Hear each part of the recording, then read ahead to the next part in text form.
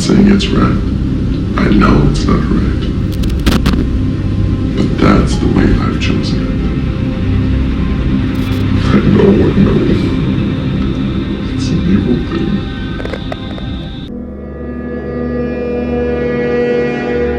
1980년 5월 16일 미국에 위치한 미네소타주에서 교사로 일하던 메리 스토퍼는 선교 활동을 앞두고 있었습니다. 메리는 곧 필리핀으로 떠나는 계획을 가지고 있었고 출국 날짜에 맞춰 분주하게 선교 활동 준비를 하고 있었죠. 그래서 당시 36살이던 메리는 8살이던 엘리자베스와 함께 미용실에 들렀다고 합니다. 두 모녀는 머리를 단정하게 정리한 뒤 미용실에서 나오던 찰나 일문의 남성에게 납치되어 사라지게 됩니다. 메리와 엘리자베스를 납치한 범인은 무려 15년 전 잠깐 지나간 인연이었다고 하죠. 과연 이 여성과 납치범은 무슨 사이였을까요? 처음 메리가 납치되었을 당시 아내가 집에 돌아오지 않자 수상함을 느낀 남편은 곧장 경찰에 신고하게 됩니다. 남편인 어브 스토퍼는 경찰과 함께 협조하여 사라진 아내를 찾고 있었는데 용의자를 추려내기가 정말 쉽지 않았습니다. 왜냐면 아내인 메리는 원한을 살 만한 행동을 하지 않았으며 누구보다 착실히 살았다고 합니다. 그래서 수사의 진행이 원활하지 못했다고 하죠. 납치되어 실종된 메리는 고등학교에서 수학 선생님으로 일하고 있었으며 누구보다 착하고 성실했으니까요. 그리고 외국으로 나가 선교 활동도 무척이나 열심히 했다고 합니다. 그렇기에 당시 수사관들은 일면식이 없는 범인일 것이다 라고 예상하고 수사를 진행했다고 합니다. 그러나 수사에 진전은 없었고 남겨진 가족인 남편과 아들은 지쳐만 가고 있었죠. 그러던 1980년 6월 15일 남편에게 의문의 전화가 걸려오게 됩니다. 당시 수사 중이던 FBI가 남편의 모든 전화를 도청 및 녹음 중이었기에 모두가 숨죽여 들었다고 하죠. 남편은 수화기를 들자마자 매우 놀랐다고 합니다. 왜냐면 수화기 너머로 들려오는 목소리는 다름 아닌 8살이던 딸 엘리자베스의 목소리였습니다.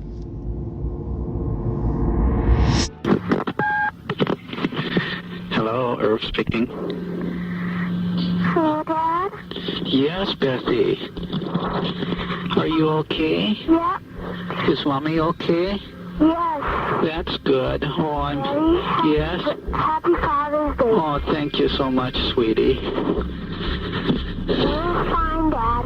Oh, I'm so glad. We can't talk anymore. When can you come home? I don't know. Can I talk? Talk in milk, okay, Dad? Can I talk to him? No. Okay, you call again. See you soon. Okay. Bye. Bye-bye, sweetie. 이날은 미국에서 아버지의 날로서 범인은 일말의 양심인지 아니면 다른 이유인지 몰라도 엘리자베스에게 아버지에게 전화가 오는 것을 허락했다고 합니다. 하지만 전화 내용엔 범인에 관한 정보가 전혀 없었으며 수사에 전혀 도움이 되지 못했다고 합니다. 그러나 단 하나, 납치된 메리와 엘리자베스가 생존해 있다. 이 이유 하나만으로 당시 수사 중이던 FBI를 포함한 모든 수사관들은 다시 힘을 내기 시작했고 더욱더 치밀하고 강도 높은 수사를 펼쳤다고 합니다. 하지만 꽁꽁 숨어버린 범인을 찾는 일이란 쉽지 않았습니다.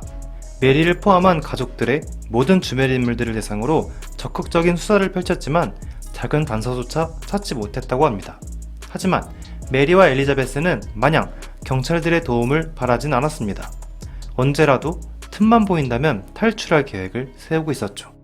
그렇게 납치된 지 53일이 지난 7월 7일 극적으로 탈출한 메리와 엘리자베스는 탈출하자마자 경찰에 신고하게 되면서 범인이 붙잡히게 되는데 범인의 정체는 정말 충격적이었습니다. 범인의 이름은 밍센 시우에, 대만계 미국인으로서 당시 30살의 남성이었다고 합니다. 도대체 대만계 미국인이던 30살의 시우에와 당시 36살이던 메리 스토퍼는 무슨 사이였을까요? 그건 바로 메리가 21살이던 시절 처음으로 교단에 섰을 당시 그 학교의 학생이었다고 합니다. 그리고 수학 선생님이던 메리에게 첫눈에 반했고 무려 15년 동안 스토킹을 하다 결국 납치를 한 것이죠. 그렇다면 시우에는 15년 동안 어떻게 스토킹했으며 한 여자만을 15년 동안이나 짝사랑한 이야기를 해봐야 할 것 같습니다. 1950년 대만에서 태어난 시우에는 그가 8살이 되던 해 두 아들을 엘리트로 키우고 싶었던 어머니에 의해 미국의 미네소타로 이민을 가게 됩니다. 미국에 정착한 지 3년째가 되던 해 시우에의 아버지가 갑자기 사망하게 되었죠. 당시 시우의 아버지는 미네소타 대학의 교수였다고 합니다. 집안의 가장이던 아버지가 사망하자 가난한 생활을 이어나갔다고 하죠. 그러자 시우에는 결국 삐뚤어지게 됩니다. 그럴 만도 한 게 집안의 문제도 있었지만 당시 시우에는 다니던 학교에서 인종차별과 따돌림을 당했기 때문이죠. 시우에가 10대에 접어들면서 자신을 괴롭히던 학군의 집에 불을 지르는가 하면 자신보다 어린 아이들에게 돌을 던지며 놀았다고 합니다. 결국 14살이 되던 해 거듭되는 방화와 범죄를 통해 꼬리가 밟힌 시우에는 체포되게 되지만 심신미약 등의 이유로 수감되지 않았고 정신과 심리치료를 하라는 형을 받게 되죠. 이때 시우에가 차라리 감옥에 갔더라면 하는 생각이 듭니다. 아무튼 시우에는 재판이 끝나고도 사고를 치며 돌아다녔지만 우여곡절 끝에 1965년에 알렉산더 램지라는 고등학교로 진학하게 됩니다. 이 시점엔 이미 학교에선 위험한 학생이다 라는 낙인이 찍힌 시우에는 외톨이였다고 합니다. 근데 시우에가 학교를 그만두고 싶어도 그만두지 못하는 이유가 있었죠. 그건 바로 당시 알렉산더 램지 고등학교에 새로 부임한 수학 선생님이 있었는데 그녀가 바로 메리 스토퍼였습니다. 20대 초반이던 메리는 그다지 인기가 많은 타입은 아니었지만 시우에의 마음을 사로잡았다고 합니다. 심지어 메리는 불량하던 시우에를 바로잡기 위해 헌신을 다하며 시우에의 교정에 힘을 아끼지 않았고 학교가 끝나고 매일같이 시우에를 불러 함께 기도했다고 합니다. 시우에를 바른 길로 인도해주세요. 아멘. 하지만 메리의 열성에도 불구하고 시우에는 결국 폭행죄로 감옥에 수감되면서 퇴학을 당하게 됩니다. 하지만 그의 마음속엔 언제나 메리가 있었죠. 시우에는 감옥에서 생활할 당시 소설을 쓰기 시작했는데 그가 쓰던 소설의 주인공은 모두 메리였다고 합니다. 그리고 그 소설의 장르는 야한 소설이었죠. 당시 시우에가 쓰던 소설을 살펴보면 보통 이러한 내용들이었다고 합니다. 길을 가던 메리가 괴한들에게 당하는 내용, 영화나 만화 영화에 나오는 악당들에게 당하는 내용, 학생들에게 둘러싸여 괴로워하는 내용 등등 메리에 대한 환상에 대한 이야기를 주로 썼다고 합니다. 감옥에서뿐만 아니라 그녀를 짝사랑한 무려 15년 동안 말이죠. 아무튼 감옥에서 출소한 시우에는 곧장 메리를 스토킹하기 시작합니다. 그녀가 가는 곳엔 항상 언제나 시우에가 있었죠. 그녀가 출근하는 길, 퇴근하는 길 모두 함께 걸었으며 그녀가 잠시 집을 비운 사이 메리의 집에 숨어들어 며칠 동안 숨어 살다 나오기도 했습니다. 정말 무섭군요. 이때 당시 메리는 자신의 속옷이나 옷을 포함해 소지품들이 가끔씩 사라져서 의아해했고 어느 날은 신고도 해봤지만 범인은 못 잡았다는 기록이 있다고 합니다. 아마 이때 범인은 시우에가 아닐까 싶습니다. 아무튼 그녀의 결혼식에도 참여했던 시우에는 그렇게 15년 동안 그녀만을 사랑하고 쫓아다녔다고 합니다. 그리고 그렇게 메리를 스토킹하고 집에 돌아와선 자신이 작성하던 소설을 완성시켰다고 합니다. 당시 시우에는 일용직 노동자였는데 그가 일하는 이유는 단 하나였다고 합니다. 메리를 스토킹하기 위해서. 그러던 1980년 메리를 짝사랑하며 스토킹한 지 15년이 되던 해였습니다. 시우에는 자신이 쓰는 소설로는 더 이상 만족할 수 없게 되었습니다. 그러자 한 가지 결심을 하게 되죠. 그래, 선생님을 우리 집으로 잡아오자. 그리곤 평생 함께 사는 거야. 그리고 시우에는 곧장 치밀하고 대범한 계획을 세우게 됩니다. 그에게 메리를 납치하는 계획은 너무나도 쉬운 일이었습니다. 왜냐면 무려 15년 동안이나 스토킹해온 메리의 모든 것을 알고 있었기 때문이죠. 그래서 그녀가 향할 목적지를 모두 알고 있었기에 그의 납치 계획은 정말 완벽했다고 합니다. 그리곤 메리와 딸인 엘리자베스가 미용실에 들른 뒤 나오는 길에 시우에는 둘을 납치하게 됩니다. 그것도 대범한 개나제 말이죠. We saw a man walking toward us.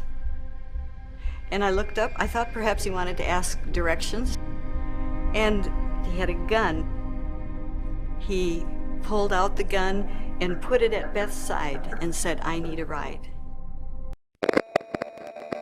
그렇게 시우의 협박에 의해 메리와 엘리자베스는 차량의 트렁크에 던져졌습니다. 이때까지도 메리는 시우에가 누군지 전혀 모르고 있었다고 하죠. 납치에 성공한 시우에는 자신의 집으로 가던 도중 가다 서다를 반복했다고 합니다. 왜냐면 메리와 엘리자베스는 서로 포박된 줄을 풀어주느냐 소란을 피웠고 시우에는 그때마다 차를 세워 그녀들에게 발길질을 하며 가만히 있으라 협박했다고 하죠. 근데 이때 시우에는 치명적인 실수를 하게 됩니다. 너무 흥분한 나머지 주변 상황을 살피지 않고 트렁크를 열어 메리와 엘리자베스를 폭행하던 사이 근처에서 자전거를 타던 6살 소년 제이슨 윌크만에게 들키고 말죠.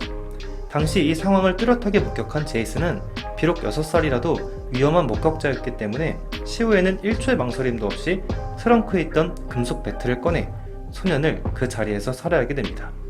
그러고선 카를로스 에이버리 야생동물 보호구역으로 가져가 유기하게 되죠. 그렇게 우여곡절 끝에 자신의 집에 도착한 시후에는 엘리자베스와 메리에게 서로 움직일 수 없게 자물쇠를 걸어두었고 납치한 당일날 밤 메리와 몇 시간 동안 대화를 나누며 자신이 누구인지 그리고 얼마나 사랑했는지 얼마나 스토킹하며 애타게 기다려왔는지에 대해 이야기했습니다. 그러고선 갑자기 돌변하더니 메리에게 몹쓸 짓을 하였고 그런 모습을 모두 카메라에 담았다고 합니다.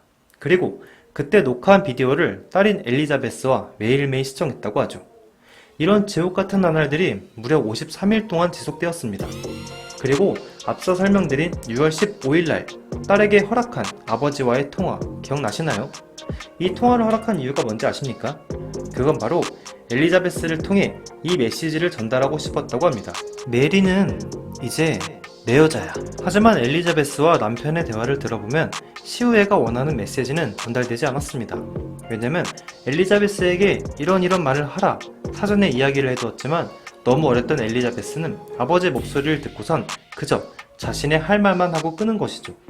앞서 설명드렸다시피 수사당국은 이 전화를 기점으로 수사에 박차를 가하기 시작했습니다. 희망이 생긴 것이죠. 모녀는 현재 살아있다 하고 말이죠.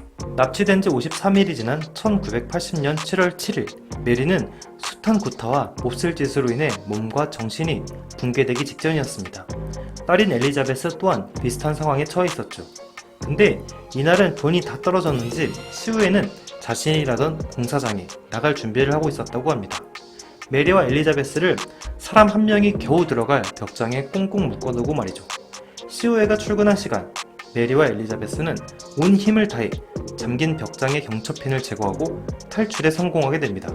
사슬로 묶여있던 둘은 서로 힘을 합쳐 전화기까지 기어갔고 경찰에 신고하게 됩니다.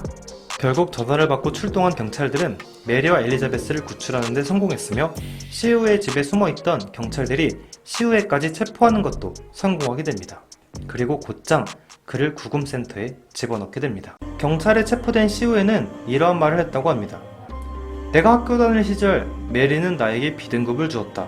그 결과 베트남 전쟁에 징집되어 포로가 되었었다 라고 말이죠. 당연히 사실이 아니라 거짓이었습니다. 수사에 혼선을 주기 위해 나름 안간힘을 쓰며 노력했지만 시후에는 결국 메리와 엘리자베스의 납치 및 땡땡의 죄가 성립되어 종신형을 선고받았다고 합니다. 그리고 시후에가 납치할 당시 살해한 6살의 소년에 대한 재판은 증거 부족으로 살인죄는 성립되지 않았다고 합니다. 이 점이 정말 아쉽고 슬픈 사실인 것 같습니다. 소년의 부모들이 법원 앞에서 시위를 하며 여러 번 법원을 향해 항의했지만 소득은 없었다고 합니다. 그리고 더욱 놀라운 사실이 하나 있는데 미국에선 이 재판이 현재까지도 회자되며 기록에 남은 재판이었다고 합니다.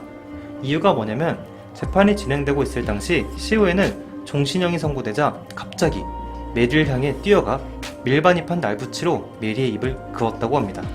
그리고 이렇게 얘기했죠. 넌 내가 석방되면 죽을 거야. 이날 상처로 인해 메리는 62바늘이나 꿰맸다고 합니다. 근데 과연 미국에서 이런 악랄한 놈을 가석방 시켰을까요?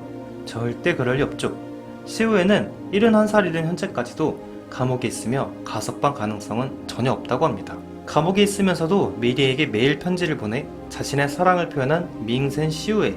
하지만 메리는 현재까지도 그의 편지가 올 때마다 엄청난 공포를 느낀다고 합니다. 15년 동안 짝사랑한 선생님을 향한 잘못된 사랑. 여러분은 이 사건에 대해 어떻게 생각하시나요?